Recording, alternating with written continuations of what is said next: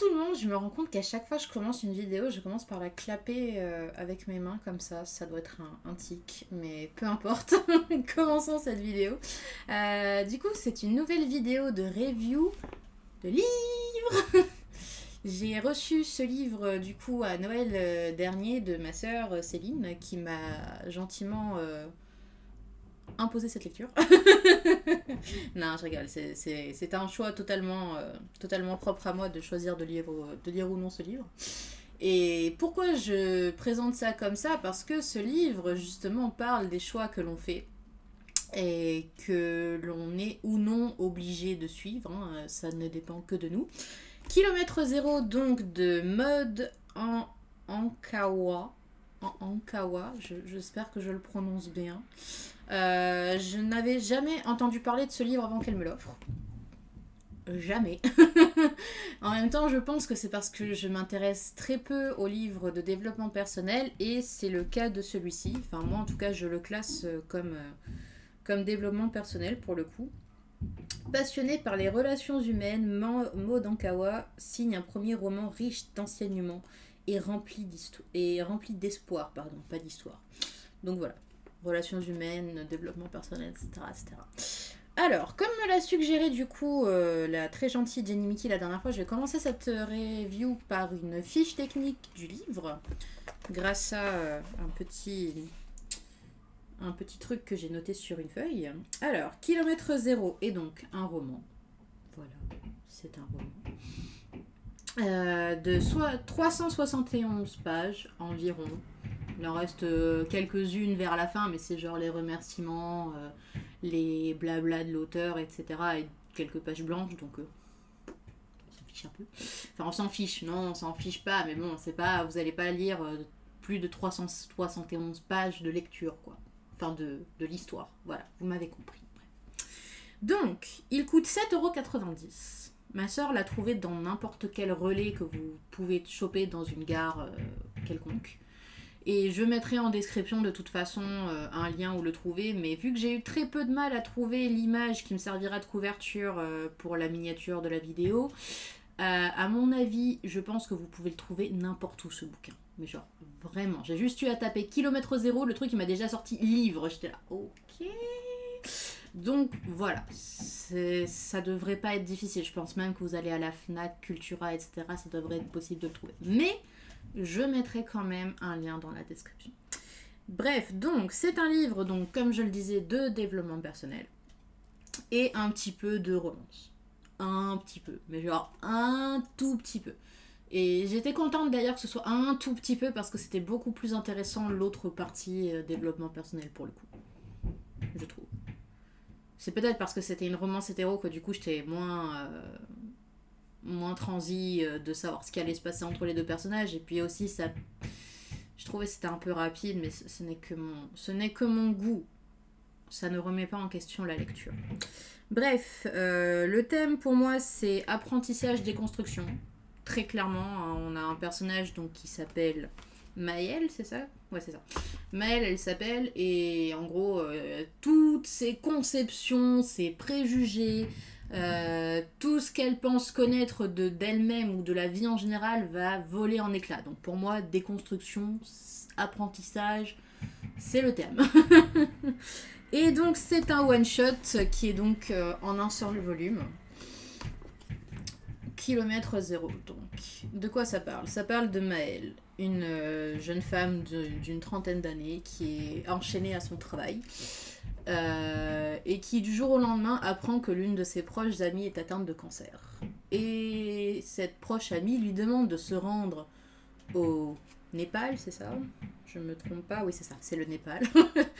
Il y a tellement de noms à un moment donné que j'étais là. Ils sont où déjà? Ils sont dans la montagne, ça c'est sûr, mais après, enfin voilà.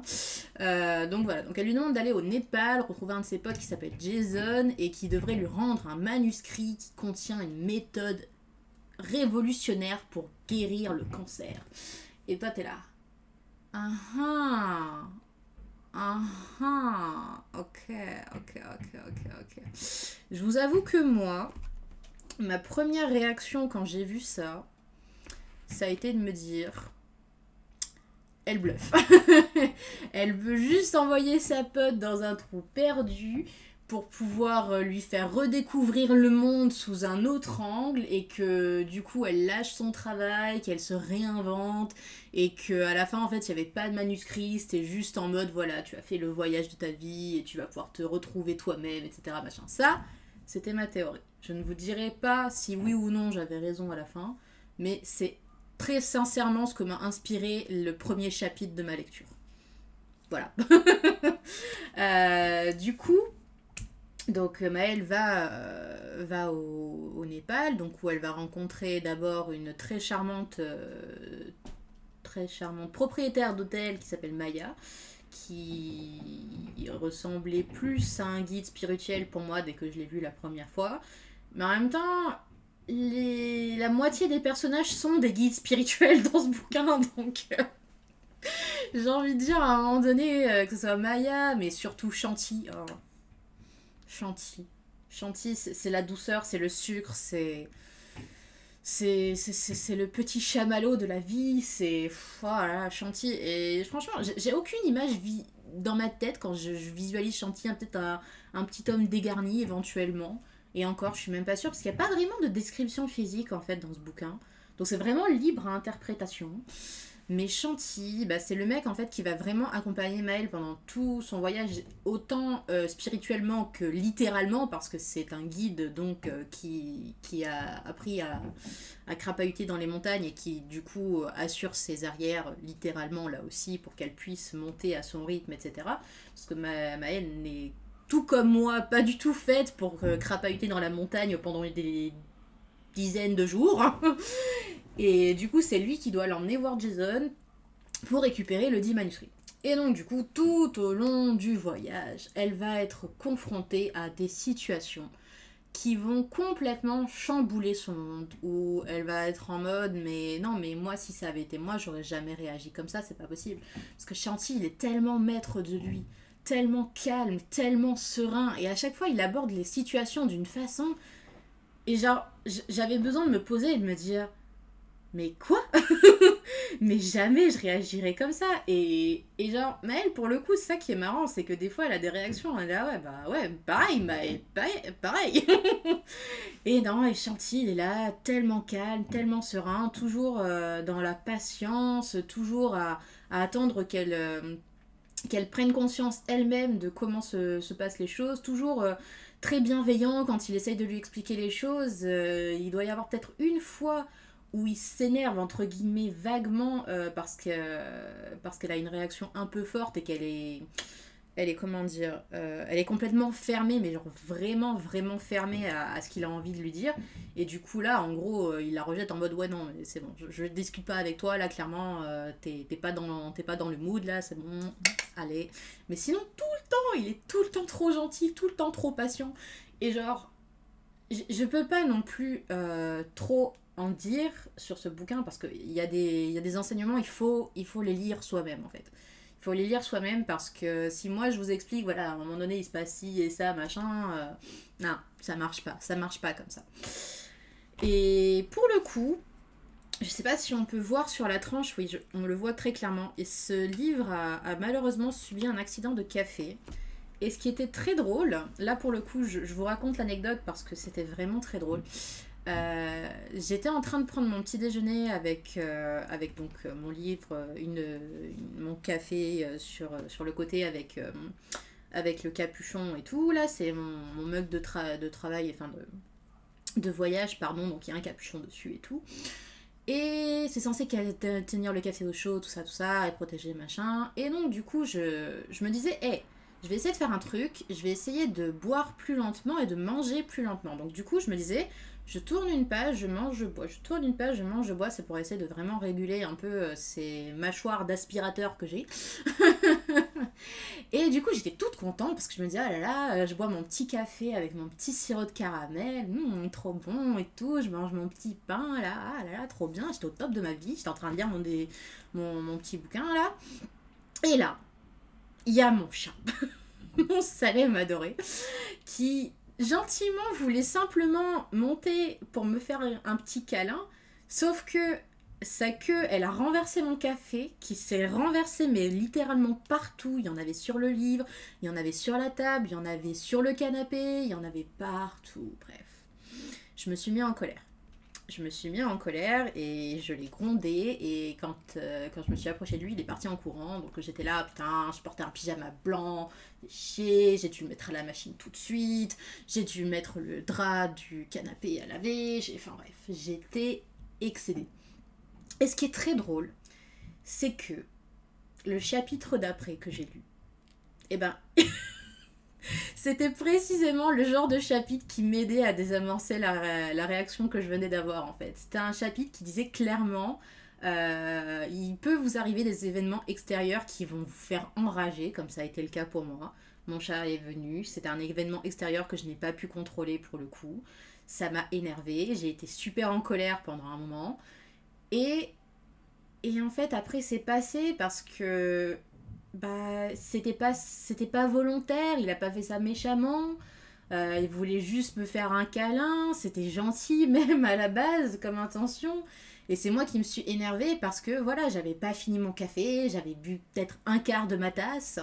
Et j'étais énervée parce que ça m'avait taché mon pyjama qui est comme neuf depuis que je l'ai passé à la machine, il n'y a aucun souci, la tâche a été rattrapée très très vite. Et voilà, et en fait le bouquin disait, mais voilà, vous pouvez choisir de vous laisser abattre par un événement extérieur, ou vous pouvez vous dire, est-ce que c'était si grave? Est-ce que c'était si grave? Est-ce que ça valait la peine que je m'énerve autant? Est-ce que ça valait la peine que je passe la matinée à grogner, à me dire, oh là là, quel con, il m'a fait renverser mon truc, alors que mon livre était toujours en état d'être lu. J'avais peur que les pages se collent, mais il n'y a eu aucun souci. Donc voilà, il y a des taches de café. Mais est-ce que ça change le fait que je puisse le lire ou non? Non, ça ne change absolument rien. Et du coup, voilà, quand j'ai lu ce chapitre, j'étais genre, c'est un enseignement que je peux appliquer à tout et n'importe quoi. Et en fait, c'est ça qui est vraiment génial avec ce bouquin, c'est que il y a énormément de situations que Maëlle va vivre, où même si on ne vit pas exactement le même genre de situation, on peut l'appliquer à n'importe quoi qui peut nous arriver à nous, et le voir sous un œil nouveau, et retrouver le calme en fait. Et ça, vraiment, c'était très précieux comme expérience. Et autant, je vous avoue que la lecture a été extrêmement difficile. J'adore lire, vraiment, j'adore lire, mais je suis plus le genre de personne à aimer les fictions qui déconnectent le cerveau. Je suis le genre de personne qui aime m'échapper de la réalité et lire un truc qui va me détendre ou alors qui va m'émouvoir, mais en tout cas qui va me mettre des œillères sur mon quotidien et qui va me permettre de m'évader un petit peu et de me dire ah là là, je passe un bon moment là. Ce livre, c'était pas du tout ça. C'était pas du tout ça. Pourquoi? Parce qu'à chaque fois que Maëlle vivait quelque chose, ça me rappelait mes propres expériences et ça me rappelait les comportements que j'avais eus où je me disais mince, là j'ai agi comme ça, j'aurais dû plutôt agir comme ça. Mais pareil, j'avais pas les enseignements que je viens juste de finir d'avoir à l'instant. Donc l'important, voilà, c'est de me dire, ok, il y a eu plein de moments où j'ai foiré, mais genre plein. Mais maintenant, j'ai des outils pour me dire, bon, bah la prochaine fois que un tel ou telle situation se présentera, je pourrai y faire face mieux préparée. Je dis pas que j'y arriverai tout de suite, parce que c'est des mécanismes qu'on a mis en place depuis des années et des années et des années par rapport à la société qui nous entoure, par rapport à notre éducation, par rapport à notre entourage, etc. etc. Donc c'est des trucs voilà, il faut apprendre à déconstruire. C'est pour ça que je dis que le thème de ce bouquin, c'est la déconstruction. Qu'il faut apprendre à déconstruire toutes les choses qu'on a appris pendant des années en se disant que c'est normal de réagir comme ça. Et se dire non, non, ça n'a pas nécessairement besoin de se passer comme ça. Donc voilà, ce livre a été extrêmement éprouvant parce qu'à chaque fois, bah, j'arrêtais pas de repenser à des choses où je m'étais mal comportée, où j'avais eu de la peine vis-à-vis de quelqu'un d'autre et j'arrêtais pas de me dire comment je pourrais faire pour que j'assimile plus facilement ces enseignements pour me dire que ça finira par passer, quoi. Donc voilà, il est vraiment très intéressant. Il est vraiment très intéressant ce livre, mais faut vraiment être dans le bon état d'esprit pour le lire, quoi. Si vous le lisez, il faut vraiment être dans un état d'esprit où vous voulez vous dire je veux être une meilleure version de moi-même. je veux changer, je veux être quelqu'un de plus serein, plus en paix, etc. etc. parce que pour le coup, j'avais eu un autre bouquin qu'elle m'avait acheté il y a des années de ça que je n'ai jamais pu finir, justement parce que j'étais pas dans le bon état d'esprit. Ça s'appelait ta seconde vie commence le jour où tu comprends que tu n'en as qu'une. Et j'avais pu lire peut-être les 3 4 5 premiers chapitres, je sais plus où est-ce que je m'en étais arrêtée, mais je sais qu'il y a eu un moment où j'ai un blocage parce que j'étais plus en phase avec ce que vivait l'héroïne, j'étais pas du tout dans la même phase de guérison, de d'apprentissage, de remise en question, etc. Et du coup, j'étais obligée de fermer le livre parce que je me suis dit non, non, là je peux plus, là ça répond plus en fait, ça résonne plus à l'intérieur de moi. Alors que pour le coup, ce bouquin, là, je savais que j'étais dans le bon état d'esprit parce que même s'il y avait des moments où j'étais en mode bah, j'arrivais quand même à comprendre ce que voulait dire le guide et j'arrivais quand même à compatir avec ce que Maëlle vivait. Donc j'ai pu finir ce bouquin quand même en grande sérénité, on va dire.